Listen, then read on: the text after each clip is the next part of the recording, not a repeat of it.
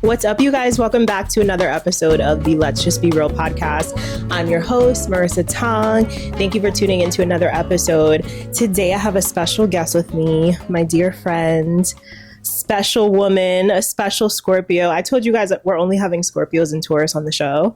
And no, I'm just kidding. But here we are. So, Brittney, welcome to the show. Hi. How you doing? I'm well. How are you? I'm good. I'm well. I'm alive and well. How are you doing? I'm good. I'm excited to be here. Yay. Thank you so much for having me. Thanks for coming. So in case you guys don't know, Brittney is a yoga instructor. She's a yogi. She's a fitness professional. If you want to tell the people a little bit more about yourself, who are you? So I'm a student of life. I was a personal trainer for 6 years, I think, before transitioning to yoga. So I have a background in the fitness industry, and I moved out of that once I discovered yoga. So yeah, that's a little bit about my journey. Mm-hmm. And how many years have you been teaching yoga? Or how many, actually, better question, when did you start? Like, when was your first time experiencing yoga? So my first yoga experience happened maybe 7 years ago. And what made you stick to it or like connect to it? What made you want to teach it, learn more about it? So I think relating back to fitness, what it was just that I was able to find a connection with myself. Mm-hmm. And like I was able to be introspective.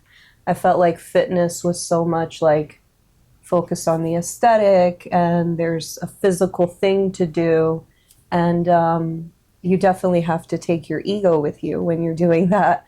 And then I felt like yoga was a space in which I had to check my ego, because gravity always wins. Mm-hmm. And I also had to focus more on what was going on inside, what was going on internally. And so bringing that introspective part of it, like understanding how I was feeling when I was moving, that's very important during yoga. There's a lot of mind chatter. We talk about this during classes. So it really allowed me to tap into something that I never had before. So I was mind blown, and I was like, I need this. Yeah. Did you have a connection to your yoga instructor at that time? Like, did you feel, was it the instructor that brought you in more, or was it the actual like practice and the movement? So not really. I don't think I really gravitated towards any instructor in particular. I think it was more so trying something new, and that every class was different, and that every class was a challenge. I feel that way similarly with dance. Yeah. So from my experience, like when I started taking yoga, it was 2014. I took my first class, and I remember, same as you, like kind of, yes, feeling very uncomfortable and kind of like humbled in a way, because it's like, oh, like I really gotta hold myself up and hold these uncomfortable poses and breathe and all that. But then there was like this liberation, or just like feeling like it was a different connection for sure, like with your body. And I think a lot of people do experience that. Well, we're going to talk about that today. Like, why we have Brittney on the show today is because we want to talk about like stigmas. We want to talk about some beliefs surrounding yoga and some myths. You know, we've heard a lot. I know for me, especially growing up, and I've mentioned to you guys on the podcast, like I grew up a Jehovah's Witness, a form of Christianity, but it was very like looked down upon, you know, to practice yoga. And I remember people telling me, not just my family, but like even people I met, like there was like a Caribbean woman, you know, who had said, she was like, yoga is like demonic, and like, you know, you can like, I guess, summon like spirits and stuff like that. And I was like, girl, what are you talking about? Like, what is going on? So we want to break down all of what yoga is, what it stands for, the benefits of yoga, and then just kind of answer like some questions that you guys might have about yoga. I know there's no one asking these questions right now, but I'll speak on behalf of you guys. So I'll be asking, I'll be asking the questions. So first, Brittney, can you tell us like what is yoga and like where does it come from? What are the origins and what are like what's the meaning? So yoga means to unite, and it stems back from, well, the origin of it is India. So it was born in India, and it's based in Buddhism, which is the philosophies and everything where it comes from is Buddhism. And so it means to unite, and I think that the biggest takeaway for me has been the philosophy overall that is we are all one. So it tells us that we are connected to everything, plants, humans, animals, everything that makes up this human experience. We are all connected to it, and there is something that connects us all, and I believe that that's love. That's just my interpretation of it, but I also know that because that's where we feel love, when we are in interpersonal relationships, when we are in community, when we are sharing or engaging. So yeah, that's a short synopsis of what it is. And also I feel like love, you get that feeling, those feelings of love when you are like tending to yourself, taking care of your body. Like that's where like self-love comes into. I think yoga is a good practice of like self-love, like just taking that time for yourself. And even like for me, I don't take a lot of yoga classes, but I practice at home. Like I found someone on YouTube that I really liked, and I've been doing her videos for years. And I'm trying to get Brittney to get on YouTube so we can take our classes on YouTube. But yeah, I don't think yoga needs to be in a specific setting per se for you to like get the benefits or just to feel good, doing it. So 100%. Yeah. I agree with that. And I will say that like my practice was born in a studio, and I kind of was part of the community. But later on in my journey, I definitely I found a home practice. And let me tell you, there is nothing more liberating and grounding than doing yoga in your house, in your pajamas, in your home, in the comfort of your own space, and with your own peace of mind, not having to leave your house, on your mat at home. There's something sacred about that. You could even roll out of bed and just do some yoga. You don't have to brush your teeth. It's all good. There's no one there to judge you. Word. I mean, if you're doing certain breath work, you might want to brush your teeth. Because then it's just a bad time for you yourself. Breath. Yeah.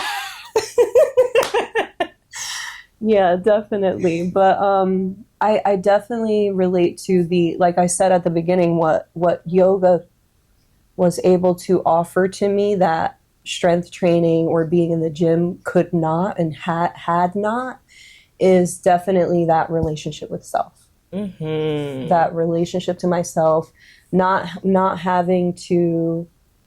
wanting to reach out or find external things to self-soothe what I was going through. But I think it's a moment of introspection, like, because it's like a moving meditation. So while you're moving, you're dealing with yourself. You're dealing with the thoughts that are coming up, the judgments that are coming up of self, the comparisons if you are in a classroom with other students. And then you're forced to look at that and notice how it's affecting the way you're moving. It's like, okay, I got the jitters or my knees twitching, and it's all a product of your mind and the thought processes that are happening. So then you start to notice them and look at them and just observe and move through them with your breath. You learn how to cope, right? And then you can take that practice into your life. Not only on the mat while you're doing your practice, but it's supposed to be something that you take with you and that you use as a tool and you exercise in daily life, because we are going to be tested. There are going to be unexpected things thrown at us. You know, you never know what the instructor, and this is the thing, it keeps me on my toes. It keeps me guessing. I don't know what's to come. I don't know what the sequences are that the instructor has, planned. Yeah. So it allows you to trust. Trust yourself, mostly, first and foremost. You learn to trust yourself.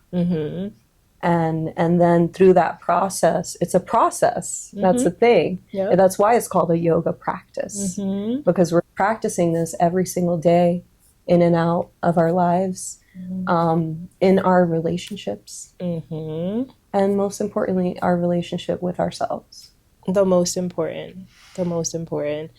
So diving back, I heard you say something about like, there being a difference with yoga and then like working out at the gym and, taking your ego out of it and all that. First, I want to ask you, like, how does removing your ego make you a better, I guess, yogi? Like, how does it make your practice better? And then my second question would be, what are like the physical benefits of yoga? Like we talked about the mind and like, like focusing on your breath and coming to terms with whatever thoughts are coming up, but like physical benefits. Because I think a lot of people don't understand like how challenging, or people do understand how challenging, yoga is. But a lot of people don't understand, like you're sweating in yoga sometimes, you're shaking in yoga, like you really have to use your body. It's nothing but your body, unless, I'm sure there's tools that you can add into your practice. But yeah, just going back, like, so taking the ego, like, out of it, what does that do for your practice? Everything. It really does everything, because I feel like we have a lot of narratives going on as humans. And I think the ego tends to do that, create the narrative, create a story. Like, oh, this is happening. You can't do this. You can't do that. There's a lot of limiting beliefs that come from that. And I think that once we remove that veil of like separation or of judging ourselves, that it brings us to a place where we can find peace. Because we're taking a break from the story. This is who I am. This is what I do. This is my identity. I can do this posture. That's what the ego wants. It wants to force itself into a place that maybe it's not ready for. Or I can hold this longer than someone else. Yeah, absolutely. There's a lot of that. And, that's why I think that that's the basis of a practice, and also a mature practice. Because, as an instructor, obviously, it's no judgment. But I can see my students from a different perspective, and I can tell whom is battling their ego right there in the middle of class. I see a lot of that. But I also, and me too. I'm not done. I'm not done. As long as I'm still breathing, I'm not done. So I'm not exempt from this experience whatsoever. I do think that, to a certain degree, that is what yoga is about. And especially, and when at the beginning is what I'm trying to say, you probably wouldn't realize this. It feels incredibly frustrating. Yeah. And there's a lot of discomfort that comes up because it's new to you. But if you continue with your practice, you get to look at it more. You get to breathe through it. And come to a different perspective, okay, maybe I don't need to do the most advanced posture today. I'm going to dial it back because my back said so. Period. Yep. And honoring what your body, feel. The body is incredibly intelligent. We have to start listening to it. Yes. And I think that for sure, like a lot of people when they start yoga, like I wasn't thinking about like, oh, take your ego out of it. I was thinking like, girl, this is uncomfortable. You just got to get through it, but it's also good for you, right? Like just trying to find the benefits of it. Like, why is this good for me? Why do I want to continue with it? But I think, like you said, as you continue on, then you start realizing like, oh, like, why am I trying to compete with Sally in the back, to hold this wheel? Like, who cares? If I can't hold it, I can't hold it. I'm going to come into a bridge or whatever. So I think that really does make sense. Now, let's go into like physical benefits. Like, what are some of the physical, like, what have you seen changes in your body or changes in your students' bodies? Mm-hmm. So for me, the practice of yoga is not an aesthetic whatsoever. So I can't say outwardly what physical differences I've seen. I don't think that's really for me to name, but I can say that in terms of flexibility, mobility, being able to access certain movements also as a dancer, and opening up channels in the body. So I know we're talking only about physical benefits of stretching the body, especially, you know what the thing is? I need to look at it from a different perspective. So I feel like if you are an athlete and or you don't have a lot of yin in your lifestyle, like Can you tell the people what yin is in case they don't know? Okay. So yin is the more gentle, soft, and calming aspects of life. Would you say more feminine Yes, energy? definitely. Okay. I wasn't trying to get too wooey on No, them, girl. Yeah, so the yang is considered the masculine, which I would consider strength training, resistance training, anything, sports, anything high performance that requires a lot of force, effort, and production. You're doing, in a sense. And then the feminine is the gentle, the softness, the tenderness of aspects of life or anything, really. Yeah. So I think that if you don't have yin in your life, like a practice of meditation, being still, gentle movement, stretching, massages, getting some self-care in that way, that it brings balance. So like we think about the yin and the yang, the symbol, right? In order to balance ourselves out, we need to find time to be still, to find time to stretch and breathe and also be with our emotions. So I feel like going back to like fitness versus yoga, I think, and my journey transitioning, I think that it's definitely about transitioning from and also finding balance in the masculine and the feminine aspects of life. So that is something that I think that yoga offers. Not only just the physical stretching component, but also like time to look at your emotions, time to, because another thing is that they are trapped in your body, in your fascia, your muscle tissues and fibers. They say there's issues in the tissues. Let them know. So if you're feeling tightness in a certain area, if you're suffering from a certain limitation or injury, and you're still showing up for practice every single day, you haven't taken time off, you're not listening to what your body's telling you, it probably needs some yin, some TLC, some time to just decompress. And I think that that's what yoga is. Obviously, and I just want to say really quick, there's an array of different modalities within yoga and different styles of yoga. So there's yang yoga too. I mean, I'm trained in hot vinyasa. That was my first experience. So hot yoga is yang. I would consider it to be so, for sure. Because you're working more.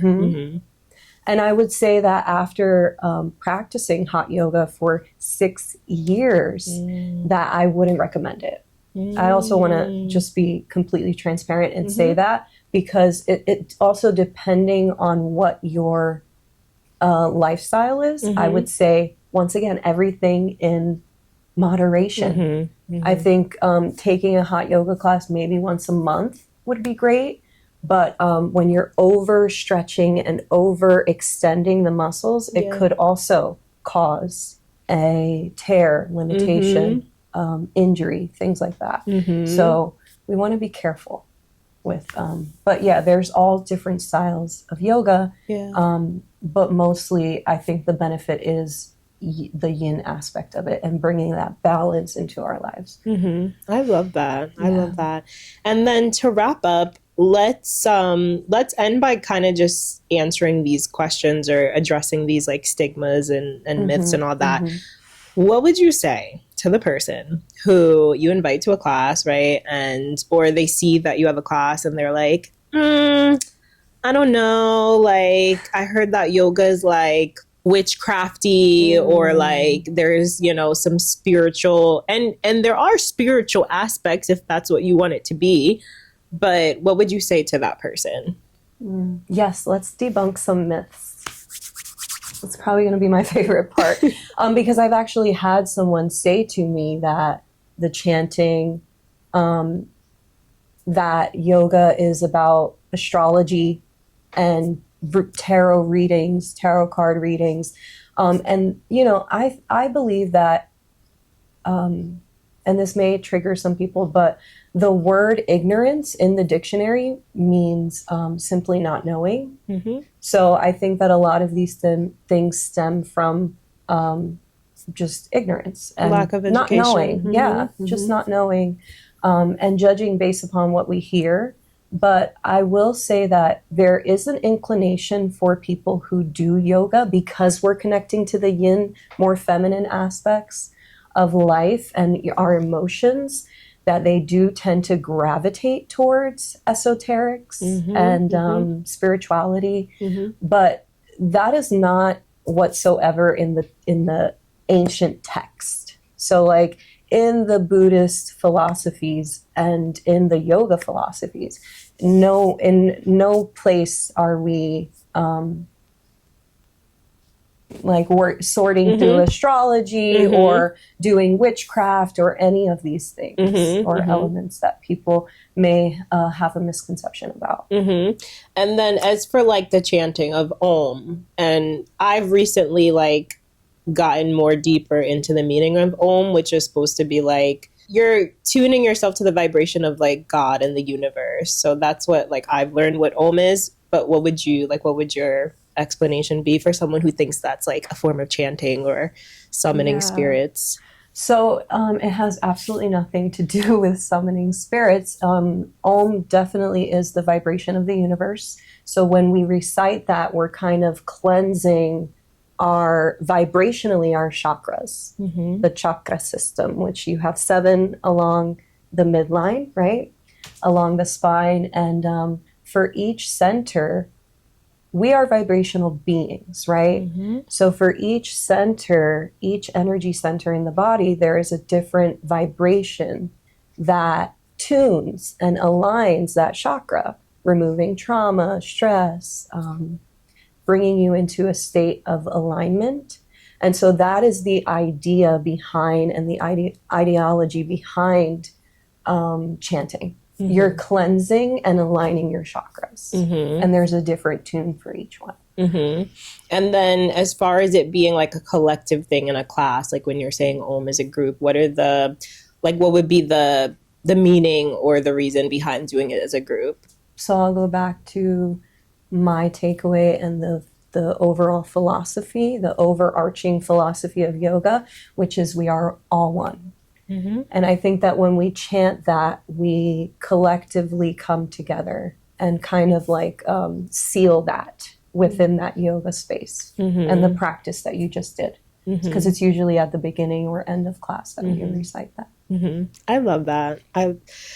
This was so good. This was so good. And I learned some things too, which I love.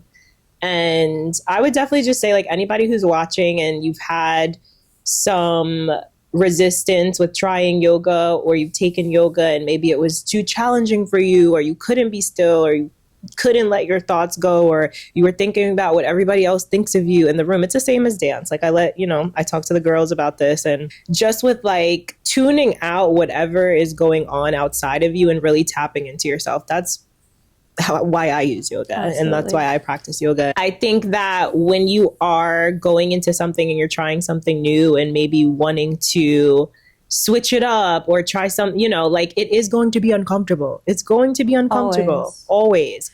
But you have to, number one, educate yourself. You have to understand, your why. Why are you doing it? Are you doing it just because it's cool? It's trendy. You see other people doing it, So that's why we were here. That's why I brought on Brittney today, so we can knock all of those beliefs and all that into the trash, because they are trash. So,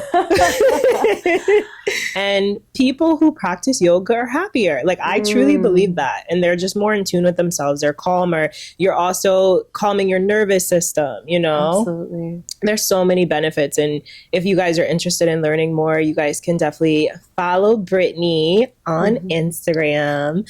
Let them know where they can find you. So my personal page is Britt.Alexa11 on Instagram. And then my yoga page that I just created is Fine Tune with Britt. That's FINE Tune with Britt. Yeah. And I break things down a little bit in terms of the physical practice of yoga. So if you're new to yoga and you're looking to just understand the postures, that would be a great place to start. Get on her page, follow her right now, okay? And we'll also put the link to her account in the show notes. If you guys are watching on YouTube, make sure you hit that like button, subscribe, drop a comment, let us know something that you learned today, something that stuck with you, something that you're going to take with you in the future. And if you guys are listening on Spotify or Apple, make sure you rate and review the podcast. Thank you guys so much for tuning in. Make sure you guys follow me as well on Instagram at WristFitKitty. Thank you, Britt, for being here. I appreciate you so much. Me. You're amazing. You're amazing. Stop. Stop. Thank you guys so much. We'll catch you guys on the next episode. Do yoga, exactly. Bye. Bye. Don't make me laugh. That was my intro.